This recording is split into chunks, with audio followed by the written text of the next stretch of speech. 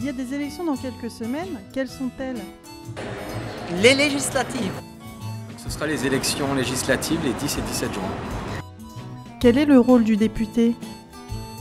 Le rôle d'un député est primordial pour la population puisque après les présidentielles, il y a lieu d'avoir des députés qui puissent se prononcer pour ou contre les lois proposées, éventuellement en proposer eux-mêmes pour évidemment l'évolution positive de notre société. Donc, le député est un élu du peuple qui peut proposer et voter des lois.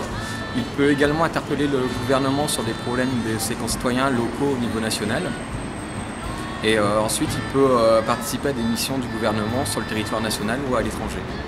Sur quels critères élisez-vous votre député? Sur les critères de valeur, d'abord, d'application et de courage. Alors, pour moi, les critères en fait, sont tout d'abord les valeurs que je peux retrouver chez lui, ensuite sa disponibilité et sa présence sur le terrain. Si vous étiez député, quelle loi feriez-vous voter? Eh ben, il y en a plusieurs, mais il y en a aujourd'hui, dans la situation actuelle, de très importantes, notamment pour l'emploi et pour les jeunes. Mais il serait un peu trop long pour rentrer dans les détails. Mais il me semble que ce sont les lois qui sont à aborder en toute urgence. Alors, je ferais voter une loi en fait, concernant les marchés publics pour permettre un accès plus facile aux PME locales en leur permettant également d'avoir des facilités au niveau des règlements des factures et de paiement des acomptes puisqu'ils peuvent avoir des gros problèmes de trésorerie. Pensez-vous qu'Olivier Jardé soit un bon député? Je pense qu'il a les valeurs d'être un bon député, il est courageux, il est très présent auprès des habitants de sa circonscription, qui me semble très important pour faire le lien entre la population et le gouvernement.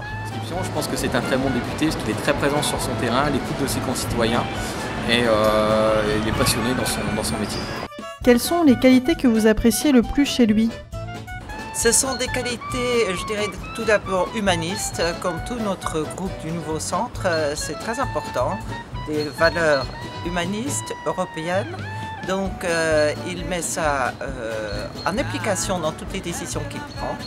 Et je pense que dans le domaine qui est sa spécialité, le domaine de la médecine, il peut apporter beaucoup ce qu'il a déjà fait dans le passé. Donc sa grande disponibilité, le fait qu'il soit à l'écoute très abordable et qu'il est vraiment passionné par la chose publique. Que pensez-vous du soutien d'Olivier Jardé pour le passage du TGV par Amiens et la réalisation du barreau Roissy-Picardie? Le transport, ce qui me semble très important, tout d'abord, évidemment, ce sont ses implications sur un plan écologique, ce qui me tient beaucoup à cœur. Et c'est évident que le TGV, de ce point de vue-là, a aussi un rôle énorme à jouer. Mais également pour une ville comme Amiens, une région comme la Picardie, très importante pour être désenclavée entre ce territoire qui devient un territoire un peu obscur, situé entre Lille et Paris. Et il nous faut absolument ces deux lignes-là pour pouvoir envisager l'avenir de façon sereine. Tout à fait. De la même façon, une gare TGV ne peut que favoriser l'essor économique d'une ville, à l'exemple de Reims par exemple. Pensez-vous qu'Olivier Jardé a bien fait de ne pas voter pour l'utilisation d'OGM en agriculture? Pour tout ce qui concerne l'agriculture et la nourriture, donc l'agroalimentaire, c'est tout à fait important aujourd'hui à l'état des connaissances du moment de ne pas accepter les OGM dans nos assiettes. Par contre, il faut avoir des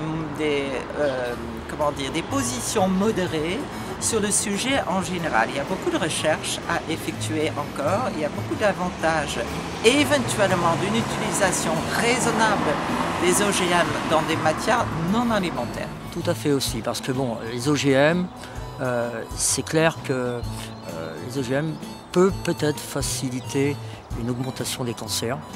Les OGM, je ne trouve pas que c'est très bon pour le corps humain. Maintenant, les OGM, est-ce que ça donne quelque chose en plus pour les abeilles? Moi, les abeilles, on en a besoin. Dans les jardins, c'est une certitude. Pour les arbres fruitiers, c'est une certitude. Ces abeilles, je ne pense pas qu'elles trouveront quelque chose dans les OGM. Je ne pense pas. Donc les OGM, pour moi, il ne faudrait pas en avoir, c'est clair.